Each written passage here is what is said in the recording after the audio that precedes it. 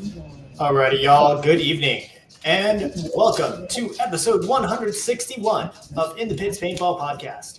This podcast is focused on everything that has to do with the paintball scene here in Texas, from professional players and teams to new divisional programs, local tournament series, field owners, Texas-based brands, even photographers and videographers. Every week, we'll have a short and sweet episode with a new topic and new special guest. I'm Christian Dallas Smith. I'm a player for the Texas Titans. And this episode, we're going in the pits with Bull Godfrey, coach of Houston Zone Kidz. Bull, how are you doing this evening? Doing good. Good to hear, man. This has been, I think, a pretty competitive season in Texas throughout this year, and with your team like constantly being in the mix deep on Sunday. So I want to talk a little bit about how the season has gone as a whole in Texas for everybody, and and how the Houston Zone Kidz fit into that. Well, throughout all the divisions, everybody's hungry, especially in the Texas area. I think we're all in a growing field that everybody wants to win, and everybody's just practicing hard every weekend. With the scene, we're broken up all over in Texas, so trying to get a other team to practice against is sometimes kind of hard. Trying to get the schedules together. Yeah, there's a lot going on in Texas. It feels like there's an event like just about every weekend, like between USXBL, XTPL, the HTPS, the Splat 3-man, Sasha's San Antonio 3-man, let alone, the bigger events like the NXL, the ICPL. There's just always something going on in Texas. Definitely. There's a lot going on. And I'll be surprised that we have a lot of Texas teams that might go to WCPL, play over there, or the MBPS. I don't see why we couldn't. Yeah, definitely. I mean, at a certain point, though, there's you can't play everything in Texas, unfortunately. There's just too much going on. But just about whatever you decide to go play, you know that you're going to get a very, very high level of play out there that weekend. Definitely. All right, so let's go ahead and get started here. And I see Little G from the Bean. Thank you for the super chat there. He says, coach of the D3 5-man Trash Pandas as well over in the NXL. We'll definitely touch on that here in a little bit too. So Bull, this was brought to us by the XTPL event. So for those listening that maybe don't know so much about you, how long have you been involved in the Texas paintball scene?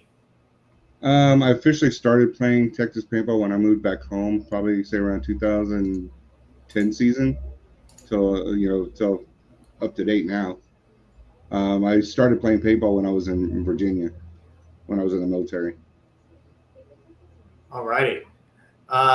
So with all of that, what teams have you played for, coached, or been involved with over the years? Oh, geez. When I first started, we created a 3-man team. We were called the American Honky Tonk Bar Association. A bunch of drunk cowboys. How we got together was we had a liking to rodeo, and we all did everything. And then we won our first tournament, and then combined it with the team that we beat in the tournament, and created a 5-man team, and became Bad News. Then when they started adding names to it, then I stuck out with Newport News Bad News. So that was out there, and a handful of us still play. And then then I went with when that team kind of fell apart. I went with 7 Cities Assassins, and that was a D3 team, and we played CFOA under that. And then pretty much after that seasons were over with, I ended up moving back home, and then started playing with that zone. Started with Houston Hate, and then ended up staying on with Houston Zone since. All right. Yeah, Zone, I know, has been a very, very long-lasting name over in the Houston scene. But yeah, just interested to hear like the other stuff going on in the other parts of the world. Like, so before moving to Texas, I guess, and I guess right when you came back home and started getting involved in the scene here, what did you see as far as like the differences between the two scenes? Style of play. Now it's changed again. Back over there, they tend to be more in your face, especially with X ball and how the formats changed. It's still similar, but it's more. It was more in your face. You didn't stay in your bunkers that long in the primaries. You're normally within 20 seconds. You're already in your secondaries. Throughout the years, it's kind of slowed down a little bit because the rate of fires have changed throughout the years. And so between 13, went up to 15, back down to 12. Now it's stabilized at 10, roughly 10 and a half. So it's still fun, but it's the style of play has changed. For sure. And I think that's something that we talked a bit about here sometimes, especially when I get Robert Jordan on, is just seeing the clash of styles whenever these bigger events show up. Like even within Texas, there's little pockets that all have their own like approaches to the game. Yeah, well, I mean, you have to take it like it's chess and try to, advance on the field. What might be the strongest. You might just have to give up a spot to advance on another spot. It's a game of chess. Definitely. So what was it that got you into paintball to begin with? Actually, my brother-in-law had got me into it. We went out to go play one time and basically playing in the woods. And I got hooked on it from there on. I started out like everybody else with the Spider. With buying my own gun. I tricked it out. Of all things, I got a Spider to operate at 345 psi consistently, which is a blowback gun, which is basically almost unheard of. And but I was able to get them up there, and that's kind of got me into tinkering with paintball guns. Yeah, I've been with that the whole time. Yeah, I know Sasha commented on one of the posts for this episode. He asked if he could take some of those ions that you have off your hands. I've got some. I told him I'd bring them up. All right. Sasha, if you're listening, there's your plug. So yeah, this one, speaking of Sasha, is brought to us by the San Antonio 3v3 series. So being around the scene for so long, what are some things that you have noticed that have changed within Texas, either for better or worse, since you've been here? Honestly, I think there's a lot of competition on fields in certain areas, I think. So it kind of draws everybody away from like what was their home field at one point. I understand, certain areas you got to travel an hour or you travel half an hour or something like that just to get to.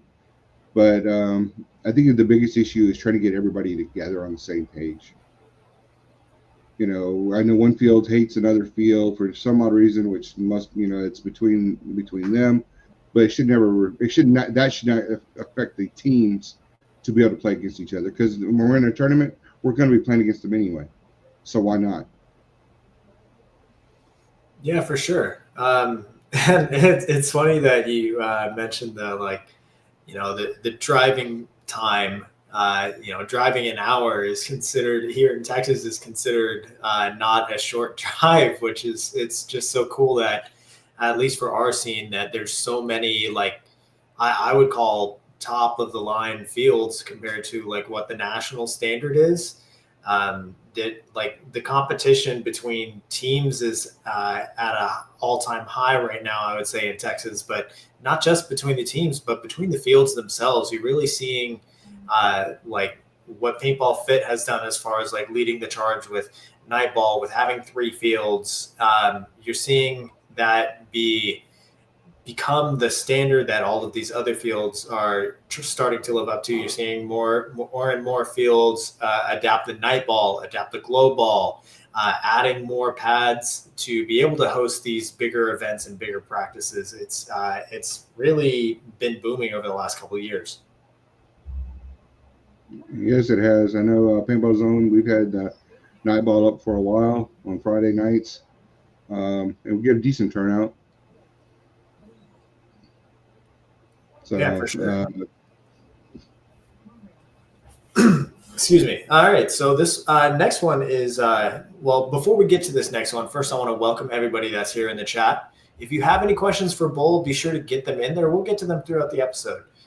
So this one is brought to us by another field in Houston, the Splat Zone Trinity 3-man, which just wrapped up its series this past weekend. It was a fantastic event. So Bull, like many others that have been around the scene for a while, you took a bit of a break from the game. Yours was from partway through 2017, and you ended up coming back to the tournament scene at the end of 2022, at least as far as your PB League profile goes.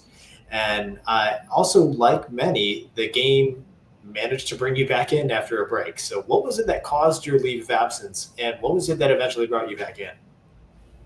Well, I've always been involved with it, and part of it was school and life. But I've always been in part of it, working at the field, working on guns, helping the new kids come up, telling them, some of the things that they could work on. I've never really been out of the scene. I might, be the local stuff maybe, but, officially, I haven't really been out of the scene. All right, fair enough. Little G from the Bean here in the chat says, Bull, what do you think about that guy named George? Well, I've known George for quite a while, and we actually started a lot of teams together. So that's kind of a break that I did play. That I did have. I did play with some of the teams that he helped create. And he knows how to put a squad together. So he's one of my good friends. We shared, a couple common things with the love of paintball and our military. I joke at him about him being a Marine, and he joked at me for me being in the Navy. All right, I love it. So this one is brought to us by BEMRAP. So Zone has been the organization that you've been with dating all the way back to 2011, and perhaps even a little bit earlier, depending on what PB Leagues is actually showing. So is Houston Zone, is that name the name that you own, or tell us more about how it's Houston Zone is structured as far as the organizational perspective? Jim Hensley owns Houston Zone. It's technically his team out of Paintball Zone. Recently, actually, I've been kind of taking some managerial aspects of running the teams, make sure the teams are registered for the event, how to get the logistics for him so that we're running. Not everybody has to do one thing. So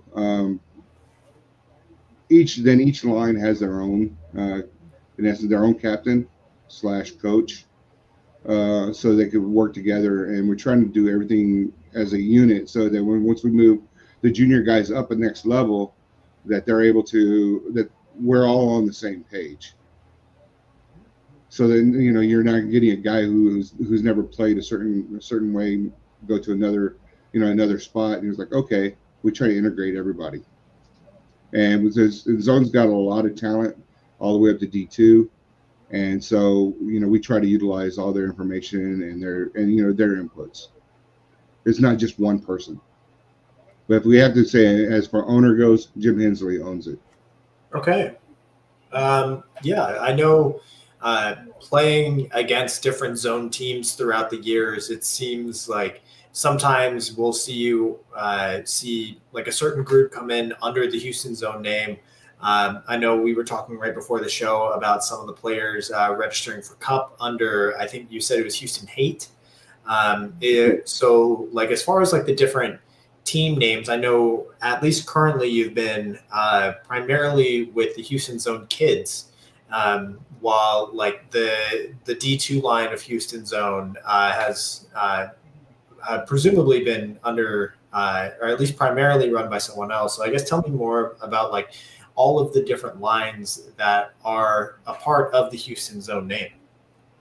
Well, I mean, we have anything with Houston Zone is pretty much right under the guys of the Houston Zone, Houston Zone team family.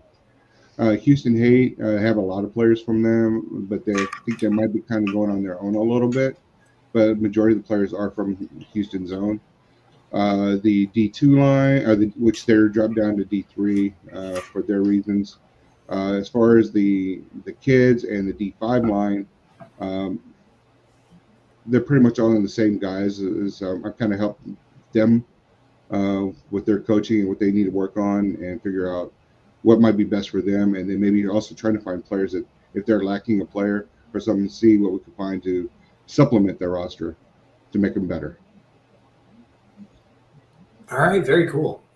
So this one, and we do have some more love coming into the chat. We got from Tariq. He says, "This guy taught me everything I know about paintball." Thanks, Tariq.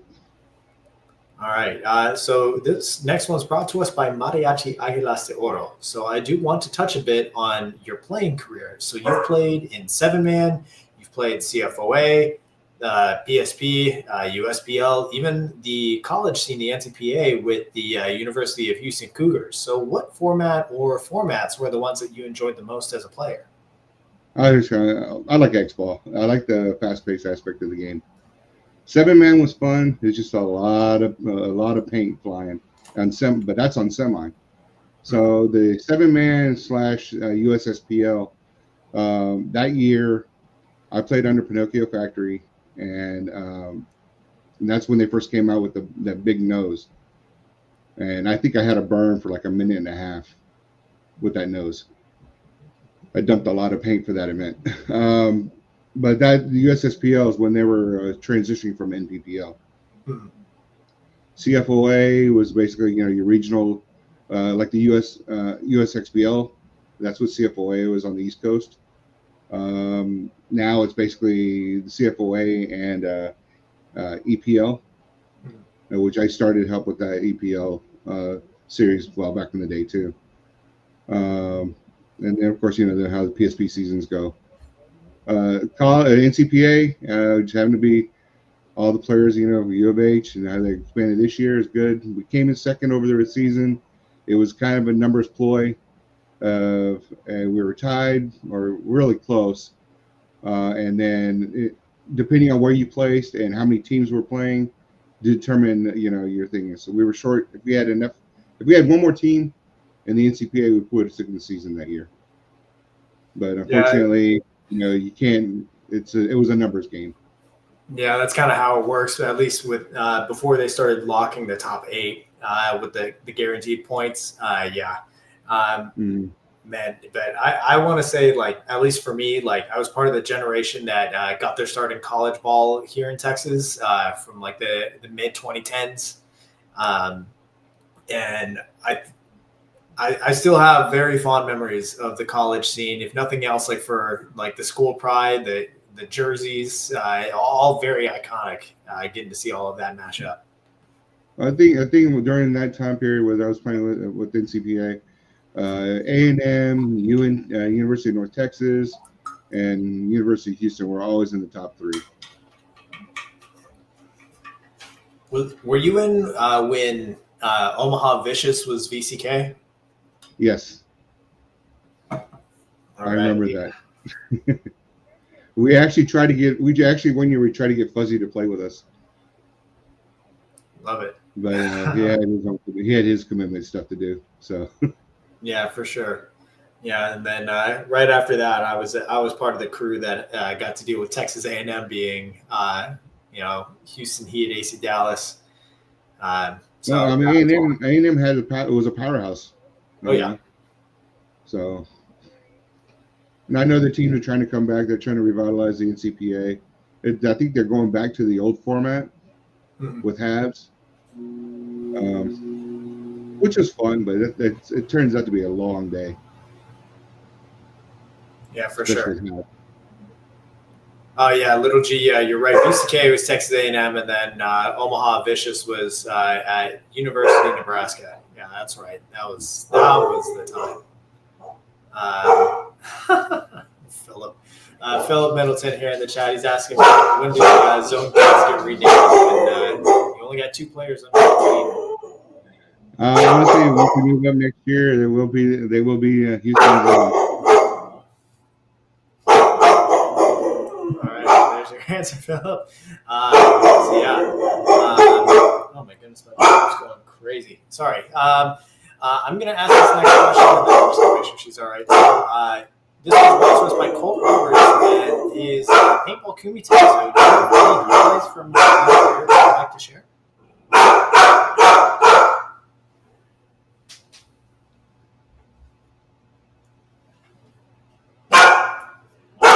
Yeah, well, you go ahead and answer that while I'm checking on things here real quick. I would say probably. I mean, what is it, puppies? Show me. a lot of times, every event's fun. There's been times where it's, I don't know how I could really put that. You get your points, you get your penalty points coming in, you get to fight and argue with the ref. All those things are a lot of highlights. I mean, I did one where I took Mikey. I forgot Houston. I forgot which team they were, but it was during the Houston Paintball League, and it was just before Purple became Purple, and it was because we had time at Houston on Purple, and I took them to finals, and I ran the D side by myself, and shot 4 of them out. But ultimately, I think probably the biggest one is the fact that the guys I played with in the 2022 season with Dylan, Eddie, John, Julian. Basically, we had a roster. We started out with 7, ended up with 6 people on the roster, and they played their hearts out and everything else for Bunker Fest, and we won the season. That was a tough year. That was a very competitive year.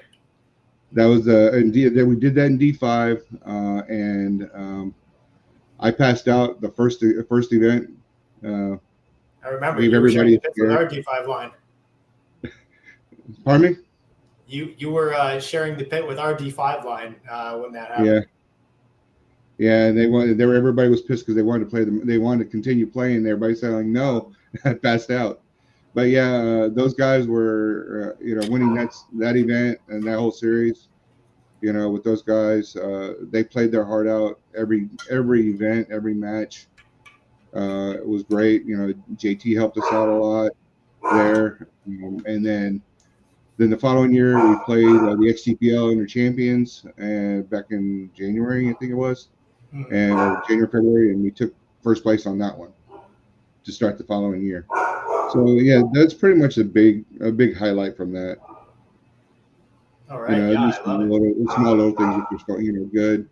Helping the younger generation come up. Learning how to play the sport right and keep their enthusiasm up. For sure. I mean, Zone was definitely the team that was circled on everybody's schedule for, I would say, at least the last 2 years. Very, very strong group that you have there, and they're going to be seriously difficult to play against, especially with so much on the line going into this championship USXBL event, which we're going to talk about here in a second. So this next one's brought to us by Jared Sherman and his website, TexanHemp.com. So recently, you've committed to heading the Zone Kidz lineup, who, just like you were just saying, they've had an incredible season this year with 2 podiums, as well as a win partway through last year. So what do you attribute all of their success to? The kids are hungry. We brought on new players at the beginning of the season to help complement the kids' playing style. And we have weapons on all sides of the field. Most of these kids could play either side, including our home player could even play the 2 or the 1 if we need to. So we have versatility on our side. So with them being hungry, them listening, I think we have a good chance. All righty. So this one is brought to us by 71 Design. So Zone Kidz is just that. They are a very young team. They've only got 3 players above the age of 20. Most of them are in like that 16 to 18 range. So how does your approach to coaching players in this age group differ from how you've worked with other lineups in the past? We give them pretty much tell them there's accountability and expectations that they need to follow. The biggest thing, like I said, is accountability. If they're not handling it, then they're sitting. Unfortunately, it does hurt some egos and it does hurt some pride, and I understand that. But the situation during practices where we try to find out where the weaknesses are during practice, so we can fix the deficiencies while at practice instead of trying to find the deficiencies during a tournament. I mean, things are going to happen, but that's where it comes to be able to adapt. Yeah, exactly. That you would much rather your practice be the hardest day that you go through. Correct. Like the way that I put it is like, do you want to feel better or do you want to be better? Because you can only do one of the two at practice. Well, the biggest things are trying to hold everybody accountable. I know we have players who don't show up for practice and they expect they're going to start, and then vice versa. It's like, that's unfortunately that's the headache that as one of the coaches, it is a major headache. Yeah, it always and is. And then at the same time, with the kids being younger, we try to get the parents on board with the program. Mm-hmm. And luckily for us, we have parents that are supportive of their kids. Yeah, that parent support is massive with that age group. Being someone who's been in the education world, the parent, like having additional members essentially on your team to help is having those others that you can lean on that help out with especially if you get any parents that are wanting to volunteer or help out with driving or having other logistics, things like that, like the other things that help you just focus on the coaching part of the game is huge. Definitely. They've been a tremendous help within the pit and everything else. Where the players just have to concentrate with being on the field. Let the pit help and the parents will help them in the pits. Yeah, for sure. Little G says he beats them until they respond with a yes, sir. That's maybe what people did to us. I don't think that's how it runs anymore. It runs a little bit different now. But still, a lot of them have to understand. The players have to understand that we're trying to do the best. We're trying to do the best for them. We can only do so much off the field. Oh, actually, you can't even do anything on the field and then get them prepared. Once the calls are made, they're on the field. That's on them. And they have to go based off of what they've learned and what they've perfected. Absolutely. All right, so this next one is brought to us by Hydra. So your team has also seen challenges in the Deep Sunday round, and they're still searching for that first win in the D4 X-Ball division. So what is it that you think that the kids need to get them over that threshold? They need to be disciplined and stick with their basics. If they could do everything like they've been trained, then I believe they will succeed. They need to be able to adapt to situations on the field. There's only so much we can do. I trust in their gun skills and their communication. I love it. You put that first focus on the basics. Basic fundamentals of playing the game, of your body mechanics, snap shooting, laning, communication. All of those things are things that even at the pro level, teams are still working on communication. You almost always hear that's the first thing out of the pro players' mouths of oh, what do you think you could have done better? Communication. It's always the first thing. It's always something that teams are trying to improve on. And it's the basic. You don't have to be able to do Samotrov or Malloy level acrobatics to be a top level paintball player. If you can just do those basic things and a elite level, that's what's going to get you there.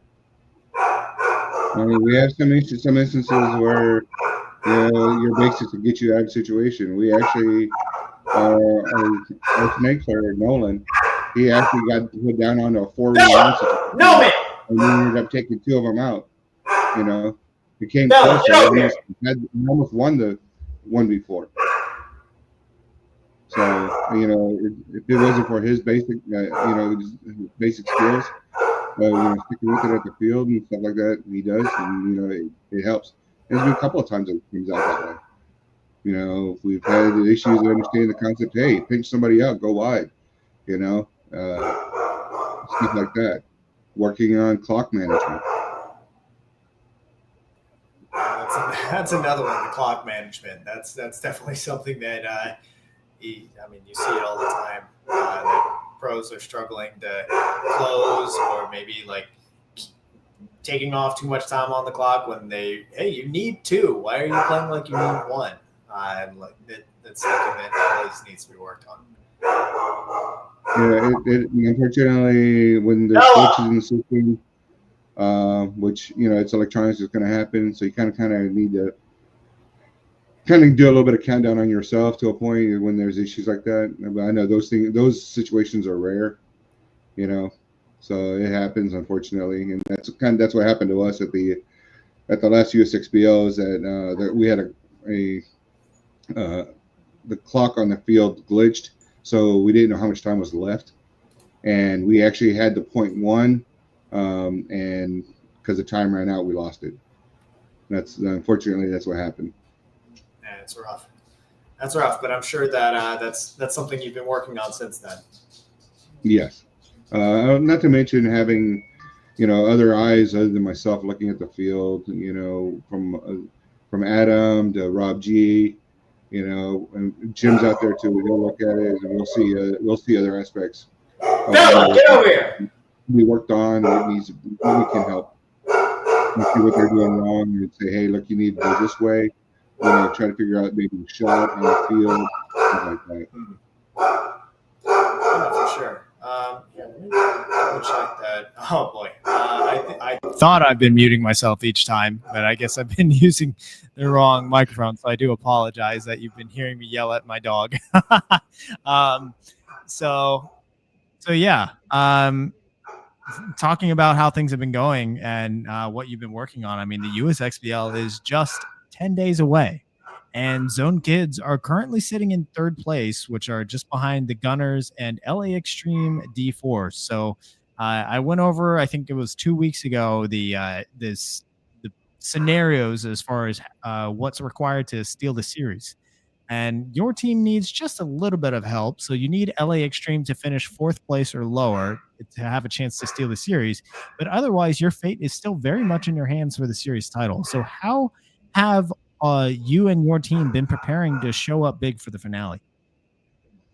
We're trying new things, trying different breakouts, strategies. I mean, the layouts that we've been getting are kind of like hints of what it could be. The biggest thing is like we're sticking to our basics, knowing our kill counts, knowing, going back to basics, knowing where we need to shoot off break and stuff like this, finding out stuff that we need to. We have a bunch of eyes that are able to help out and see when the layout officially drops for the field. We're going to have a lot of eyes looking at that field. I've actually picked up something from Savage Paintball a while back that I use to help with the field layout. It's a magnetic board, so it gives me a good idea of looking at it by holding it up, and so I'm able to look at it. I know that guns up helps a lot whenever they're actually up. Sometimes it's not posted, so I built the layout on there so I can look at it via electronically. Plus, I think the new paintball game that's on Steam, you can do the same thing. So any type of digital thing, I try to look and utilize to help. Try to figure out a play or something like that. And it's not only me. I got other inputs from Adam or from Rob G or anybody else who's really, because we have Jake from Fit who's helped us out numerous times to help us too, and not to mention some of the other players from our D3/D2 lines. Right. Yeah, I mean, any extra time that you can get studying the game is it all adds up. That 10,000 hours and being able to improve your progress toward mastery. Like that, paintball is such a mental game, and hopefully the rest of your players are taking advantage of all of these digital opportunities that definitely weren't there to us even just a few years ago. It's definitely changed. Live has changed, but the mentality's still there. Anybody who's hungry, anybody who is hungry and wants to win, puts the time and effort in. There's only so much raw talent could do. Yeah, absolutely. And I know that Mike Hinman has posted a couple of layouts hinting at what we could see out of this finale. So I'm sure that y'all are have been practicing those layouts. I think he just posted a second one earlier today. So yeah. As far as this weekend goes, do you guys have a big scrimmage posted? Are you going to be really doubling down on the drill day, or what is your approach? Our main, or like we're normally between every practice before an event, we have a 2-day practice. We try to get it because we know not everybody could get out there on Saturdays because of work schedules for the guys who are working. So we try to give them the opportunity. If it comes out early enough, since this layout came out, we'll probably have it up so that we could do it on Nightball. So we could run it there. We could look at the layouts, go over our calls, and go from there. Utilize everything that we can. Get 2 days out there, 3 days out there, great. For like going for the Lone Star, the practice going out there leading up to that event. We were able to practice, the weekend before, and then we were able to go out during the week. If some of our guys go up to Splat during the week because it's closer to their house, so they come to the field and do something like that. I mean, luckily, the event was here, so we were able to do stuff when the layout dropped, for Lone Star. Yeah, for sure.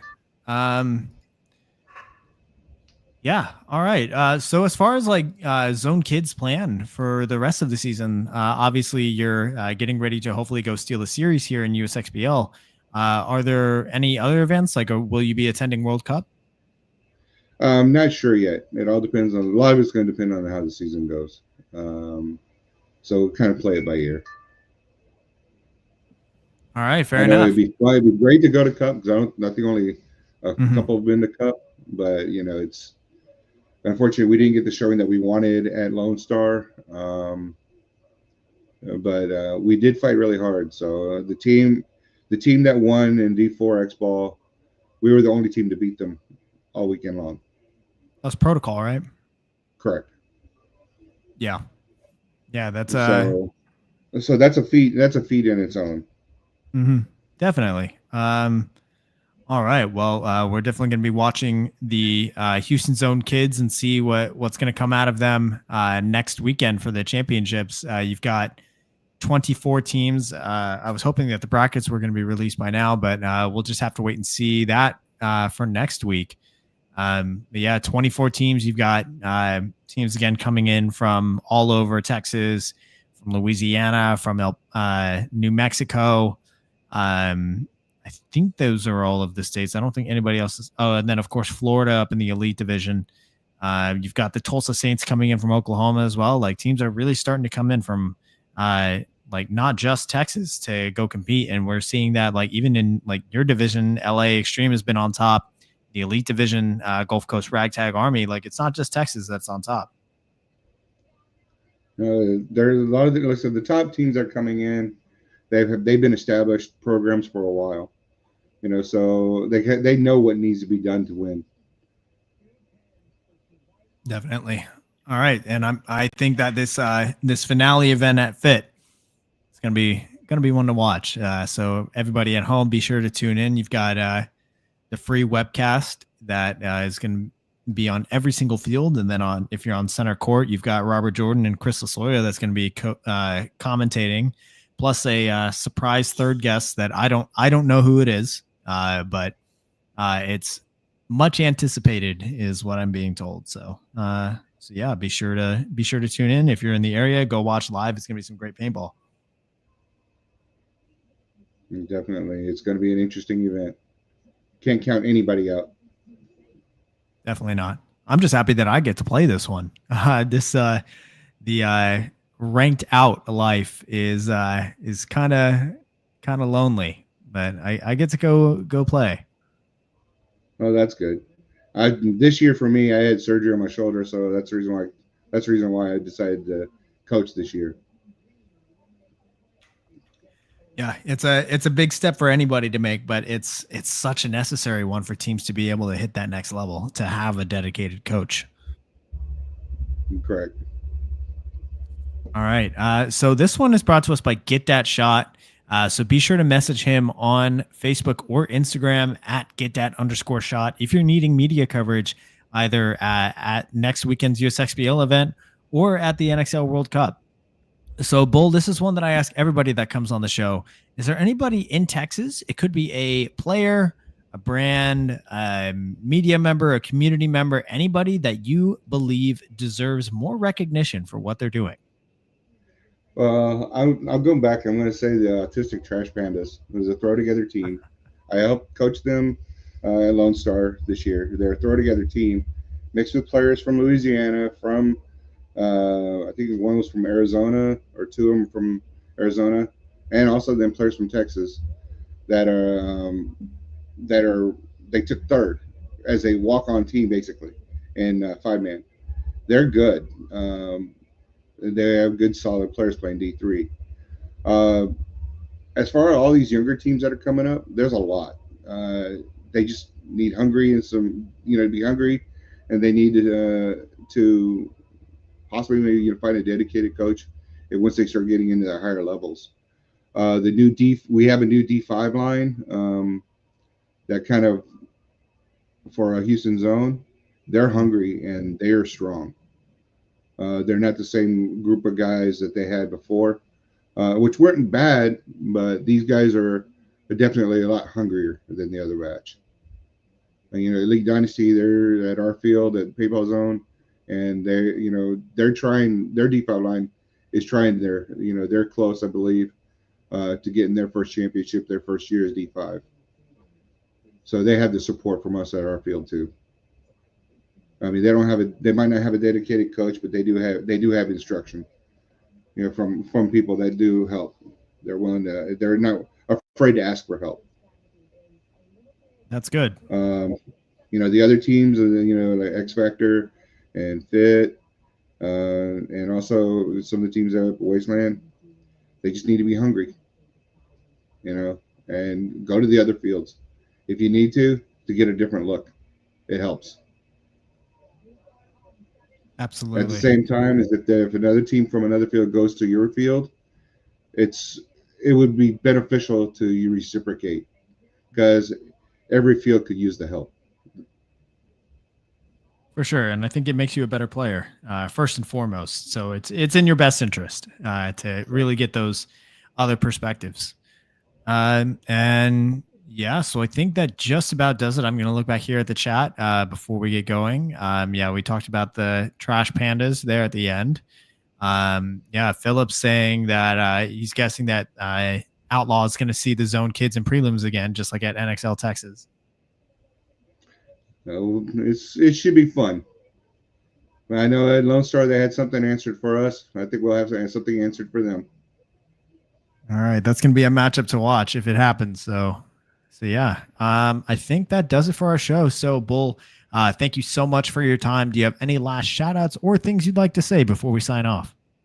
Now, I want to thank all our sponsors for Houston Zone for the season. Without them, the kids could be where they're at today.